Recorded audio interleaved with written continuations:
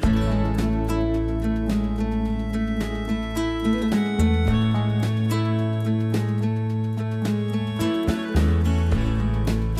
Richard Detrich, and we've lived in Panama now, it's going on 16 years.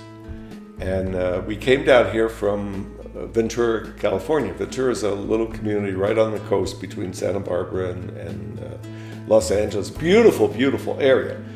But when I turned 62, I got tired of the traffic and the rat race, and my wife had enough years in with the county that she could retire, and so we decided, let's retire early, let's go and enjoy life. But in order to do that, because it's very expensive living in that area of Southern California, in order to do that, we need to find a much more reasonable place to live.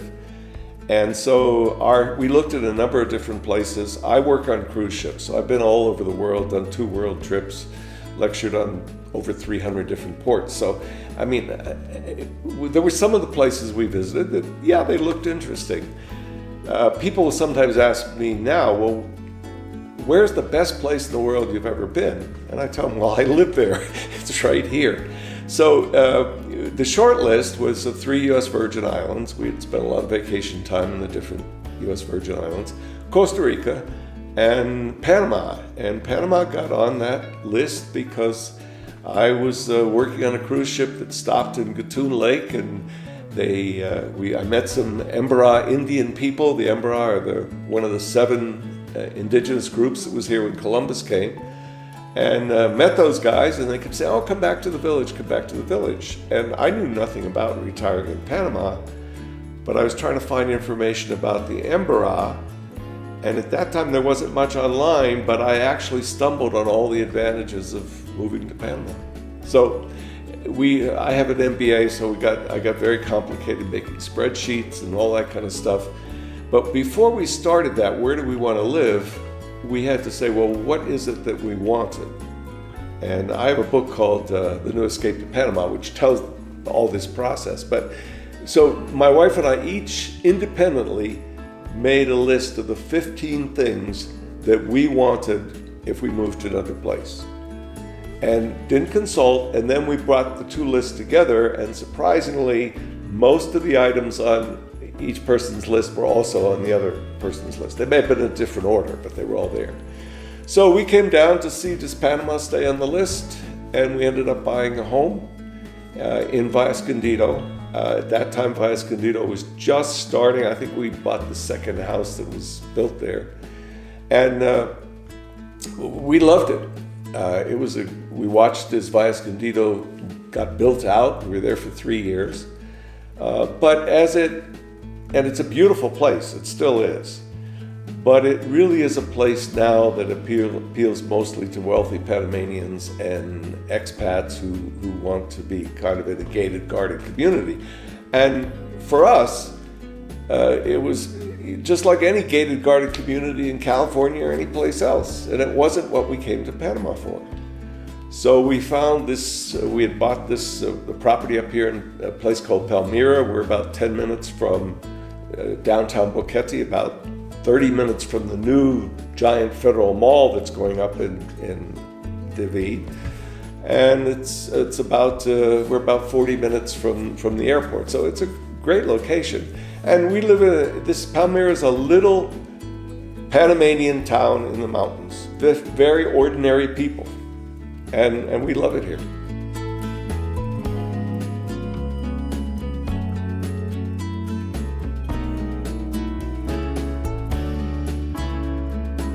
So we were looking to move out of Escondido to be we came down here for Panama. We wanted to live in a more Panamanian type place.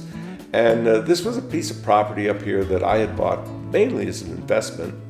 It had been a coffee farm. It had been a coffee farm that had been let go. It was all grown over, but it had a nice view of the mountain, and we really liked the vibe up here. So we decided to build our own house. Design and build our own kind of dream house. And my wife said, do you think we could ever turn this coffee farm around? So that started our adventure in coffee. So we have a beautiful house here that we designed, we built. And we have a coffee farm that's about 4 acres. And people will talk about my coffee plantation. Well, it's not a plantation. We have a little hobby farm, and it's been my wife's hobby, and we grow fantastic coffee. We take it back to our kids in the States and our friends in the States, but most of it we sell in the red cherry when it's picked to whoever's paying the highest price. So the coffee has really been special for us, not just, and before we came to Panama, I really didn't drink coffee. Now I'm a coffee snob. But the coffee farm has let us get into a tradition and environment in Boquete where coffee has been an important part of this community for 100 years. If you move to Napa Valley, you have a little small vineyard because that lets you get into the viticulture and the wine culture there. Well, here, because we have this little coffee farm, it's opened the door for us to become part of the coffee tradition and culture of life in Panama. So we know other people, Panamanians, expats growing coffee. Our neighbors, many of them have worked for us, have picked our coffee, help us maintain it. So it really has been a neat thing. Do we make money? Well, we never wanted to make money. I didn't want all the hassles of that. So pretty much we break even, but we have a good time doing it and we drink great coffee.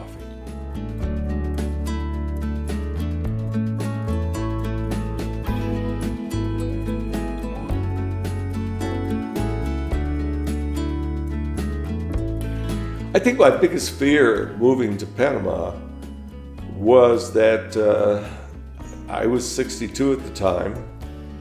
I've studied French, Spanish, Greek, Hebrew, but I don't have a mind that works for languages, and I know that. And so that was my biggest fear. How am I going to deal with the Spanish? And having been here 16 years, I should speak Spanish fluently. But Spanish is an interesting language because every country speaks it differently. And even here in Panama, the Spanish we speak up here in the mountains is different than the Spanish that they speak in Panama City. So that was a big fear, and that continues to be. If there's a thing that's a frustration living in Panama, it's that I don't speak Spanish fluently. I just don't have a mind for languages. Now, where that comes in, I get along. I manage with my people. Are very patient, and their little bit of English, my little bit of Spanish. We manage to communicate. But where it becomes frustrating is that when you become good friends with Panamanians whose language is Spanish, and you want to talk about faith, about relationships, about destiny, and stuff that friends talk about, I just don't have the language to be able to do that. That's frustrating. And the other thing that's frustrating is when you get into legal stuff that I wish I understood business Spanish and could understand all that. It would have saved me a whole lot of hassles and also a lot of money.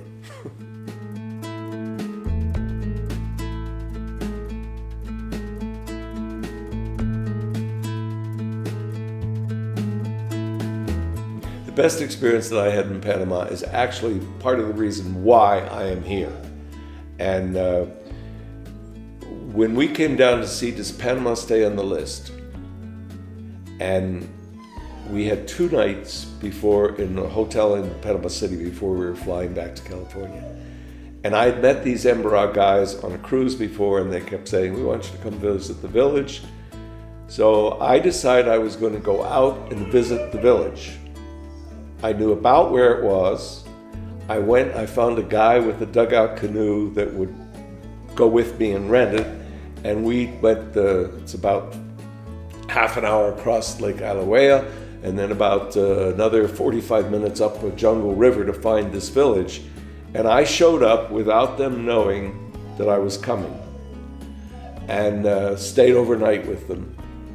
And then I remember we went into town to get some supplies with the Embarra, and we were coming back in this dugout canoe. We got a great big case of beer, And, at that time, they weren't allowed to have beer in the village, so I was kind of curious, how are we bringing the beer? Well, I discovered we were going to drink it on the way up. The three of us were going to drink all this beer. And I remember laying back in this dugout canoe and having had a number of beers and looking up and seeing all the trees and the birds and some monkeys occasionally. And I remember thinking to myself, if I die today, I will know that I have lived because I've had this experience.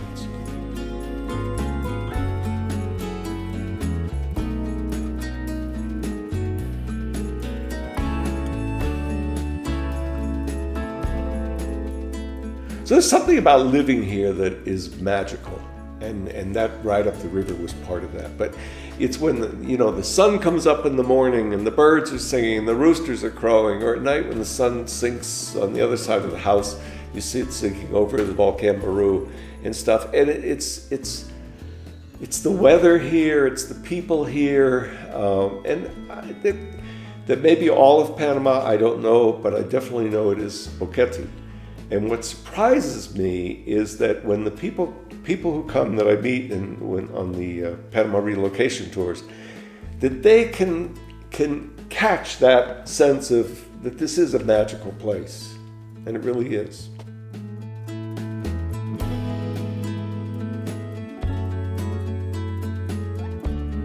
So I suppose the most difficult thing for me here has revolved around the language and there's no perfect place in the world. I mean, and Panama certainly isn't it, and Boquete isn't it. There are frustrations here like there are frustrations everywhere. The power sometimes goes out. I love the rainy season, but there are times when it gets to be too much rain. But there are those frustrations. But my biggest frustration has been working with Panamanian lawyers and being able to trust them, and that there is a difference in terms of the legal system in Panama and in the States. And people who come here need to understand and realize that that's a major difference. So a lot of the things that people coming from North America assume is just not the same here in Panama. And the most scary experience I had, I wasn't here. I was out in the middle of the ocean on a cruise ship. But my wife was here alone. My wife has some serious health problems, including she's diabetic. And one morning, the guys who work here, our neighbor kids, came over, and Nikki usually is out with the coffee for them and to tell them what to do. And she wasn't out, and the dogs were barking, obviously still in the house, and they were ringing the bell, and no Nikki. So they went around and looked in the bedroom window, and they saw that Nikki was laying in bed, and they couldn't get her awake. So they went and got a Panamanian friend who lived right up the street here. He came in and looked in the window. He managed to climb over the back fence, the back of the thing, kind of break into the house. Nikki was in a diabetic coma. So really that was a scary moment, and has kind of impressed on me that maybe it's time for us to move to retirement 2.0. to get maybe a smaller place, a smaller house without all the responsibilities of farm and workers and stuff like that. And but that really was the scariest thing. It turned out to be wonderful. I mean, he got some of the gals who were local Panamanian gals to come, and Nikki had been there. She had to be cleaned up. And one of the mothers of our Nobe Bugle Indian worker, when Nikki finally woke up and came to, this elderly Nobe Bugle woman was holding her hand, looking over her, watching her. So it really, that was a scary time, but it was also a good time, And one of the neatest memories is sometimes we lose power. And there was a time when we had lost power. I don't know, it was like 2 days or something. And so, Nikki knew that all the food in the refrigerator and the freezer was not going to be good. And so she gathered up all this food that we had that if it wasn't eaten was not going to be good, took it out and gave it to all our neighbors. So that evening, she looks out, marching up the driveway in their bright colored dresses, were all these Nobe Bugli women carrying casseroles who had cooked some of this food and realized that the gringa, the white woman, probably couldn't survive without electricity, and so they were bringing food for her to eat.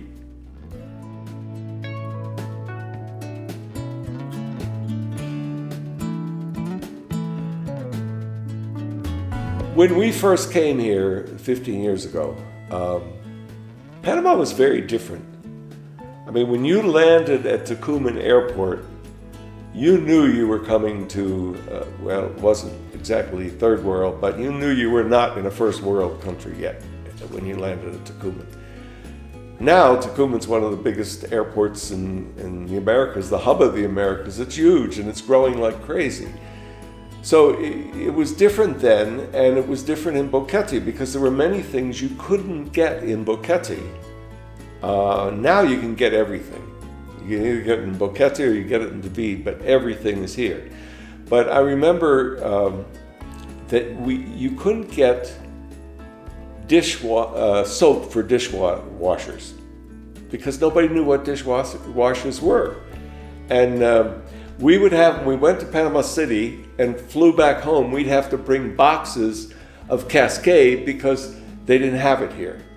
Now, what Panamanians just didn't use dishwashers.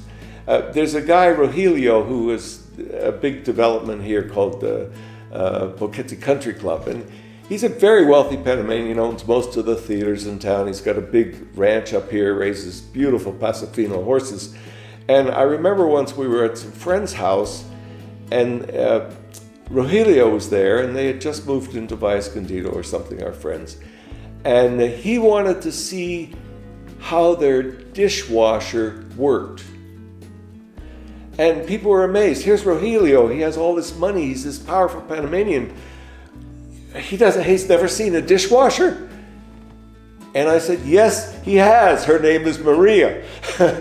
He just hasn't seen the machine. But anyhow, now you can get everything you want here.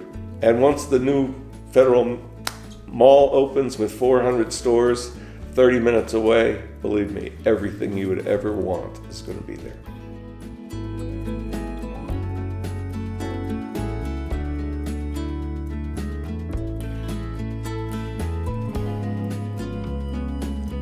So I have an interesting relationship with Panama Relocation Tours. After we'd been here for a while, about 4 years, and a lot of people were interested in asking questions about living in Panama. And since I work on cruise ships and I live in Panama, people obviously always ask me. Usually it's just as I'm ready to put my usually it's just when I'm ready to eat my first bite of dinner, somebody comes up and says, Richard, I don't want to bother you, but why did you decide on Panama? So I wrote a book about it, and the original one was called The Escape to Paradise, and the one now is The New Escape to Paradise. Well, how that relates to Panama Relocation Tours is that Jackie had read this book before she decided to come down to Panama. So on some of her first tours, I used to go along, and so I've been on her tours, and I know what they're like, and I know Jackie, and I know the stuff that she covers. And I think everybody should buy my book, obviously. But if you're thinking about coming to Panama, the Panama Relocation Tour, and I'm not just saying this because Jackie's a friend, but really it gives you an overview of Panama, places that you may want to live, the pluses and minuses of different places in Panama. Boquete is not the only place in Panama where expats come and move and have a great life, but it's one of them. So people get to see, and she's got more answers. It always amazes me how much Jackie knows. I mean, she knows everything. And even today, I will call her and say, Jackie, who's this? Who's that? And really, it's a great thing. So there are a couple of relocation tours that have tried to copy hers, but really hers is the genuine article. She's not selling stuff. It's not a real estate tour. but it gives you a chance, boots on the ground, to experience Panama, the real Panama, to talk to real expats, not people who've been coached and want to sell you something, but real expats, and learn what life here is all about. So if you're thinking of moving to Panama, I'd encourage you to read my book. But and I've got a website online, but there are lots of stuff online. Some of it's good, some of it's not good. But I do the Panama Relocation Tour, and I carefully check things out. You don't want to jump at making a decision like moving to Panama. We've been here going on 16 years. We came down, we bought a house the first time we were here. I don't recommend that for everyone, but we did, and for us it's worked out wonderfully. We knew what we wanted, we knew what we liked, we found it, we saw it, we bought it, but that's not for everybody. But the more you can really be here and experience it, come back a couple times, I think the happier you'll be in the long run.